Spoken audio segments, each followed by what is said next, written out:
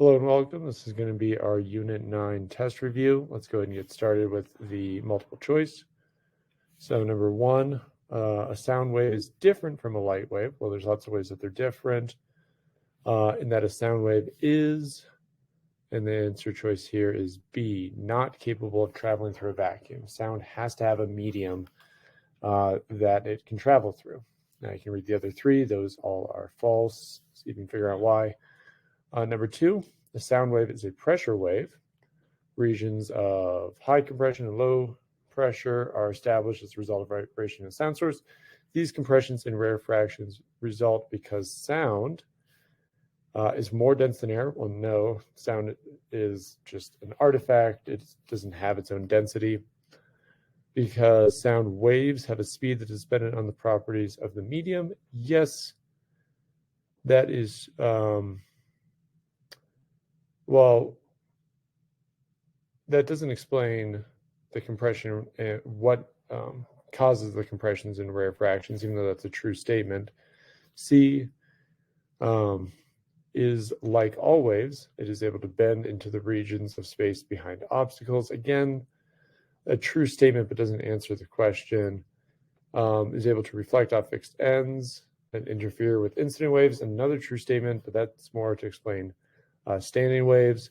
And then that was just E, vibrates longitudinally. The longitudinal movement of air produces pressure fluctuations. That is true and explains the sentence above.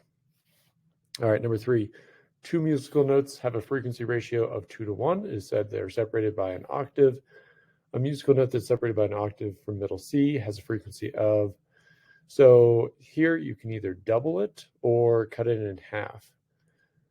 To get to the next note C. If we double it, we would get 512, which isn't one of our options. If we cut it in half, we get 128. So it's right, 128, which is one of our options. So 128 is the next C note.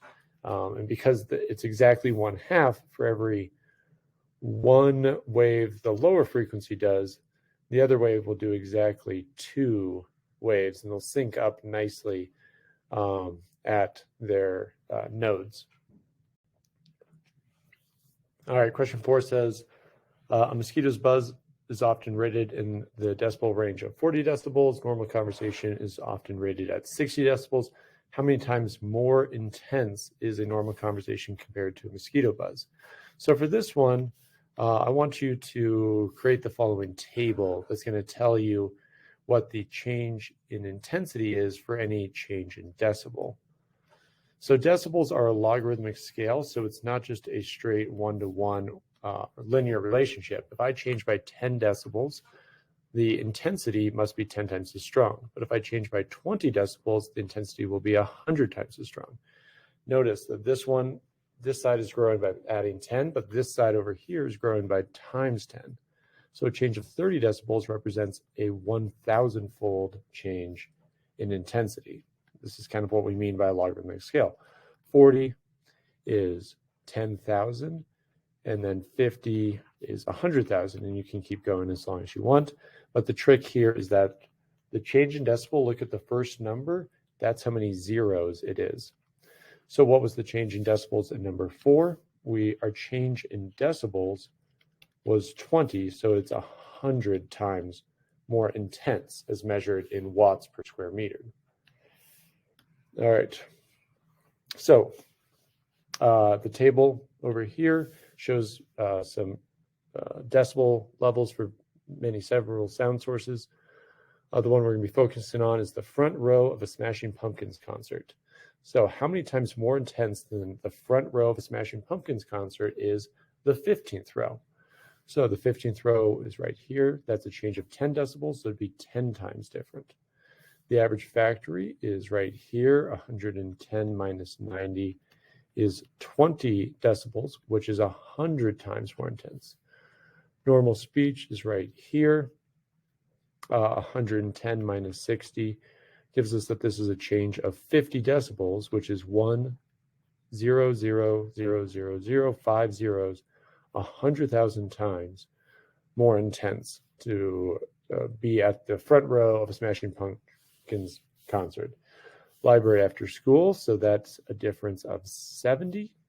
So 7 zeros here, 1, 2, 3, 4, 5, 6, 7, add the commas in.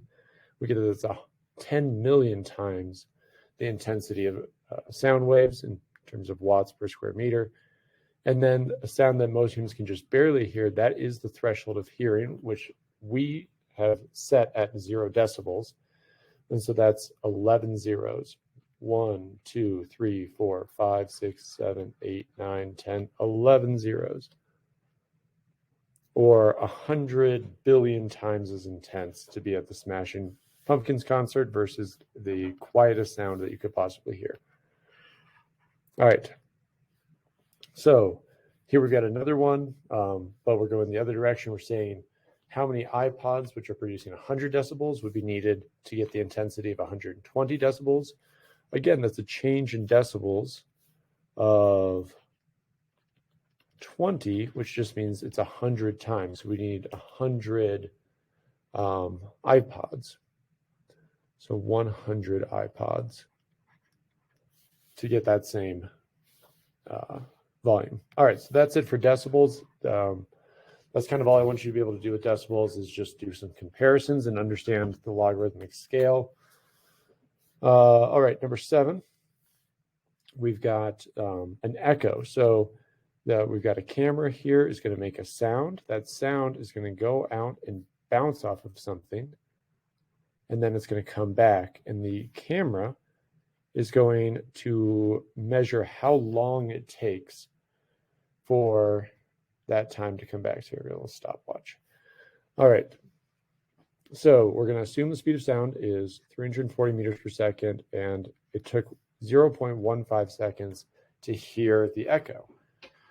So distance equals speed times time. Our distance here is unknown, but the speed is 340, and the time was 0.15 seconds. If I multiply those, I get 51 meters. But that's how far the sound traveled. And the sound went there and back, being 51 meters. So the total distance just there must be half of that, or 25.5 meters. Okay. All right, question number 8. On a hot summer day, a pesky little mosquito produces a warning sound near your ear. The sound is produced by the beating of its wings at a rate of about 600 wing beats per second. What is the frequency in hertz of the sound wave? So just remember that frequency is cycles per second. So frequency equals cycles per second. Well, if it beats 600 times per second, that's just 600 cycles per second. It's just a frequency of 600 hertz. Now, assuming the sound wave moves with a velocity of 350 meters per second, what is the wavelength of the wave? Here we need a slightly different formula. Velocity equals wavelength times frequency. So we know the velocity to be 350, so it must be a pretty warm day to be all the way up at 350 because we know temperature affects velocity. We don't know wavelength, but we know the frequency is 600. We just divide both sides by 600 here. 350 divided by 600 gives us 0.58, and that's a wavelength, so it's meters. Notice we did this in cycles per second and meters per second, so our final unit will be meters. True or false, doubling the frequency of a wave source doubles the speed of the waves. That is false. The speed is set by the medium. You cannot speed up sound in air other than to warm the air up. All right, number 10, playing middle C on a piano's keyboard produces a frequency of 256. Assuming the speed of sound is 345, so that's our frequency, that's our velocity, determine the wavelength. So 345 equals our wavelength times our frequency, and again, we just divide both sides. 345 divided by 256. And again, it's in meters. Wavelength here equals 1.35 meters. All right. Most people can detect frequencies as high as 20,000 hertz or 20 kilohertz. Find the wavelength here. Again, 345 equals lambda times 20,000. 345 divided by 20,000. We get a very short wavelength of 0.017 meters. It's the closest together sound waves can be, and we can still hear them. Anything above that would be considered ultrasound, or ultrasonic.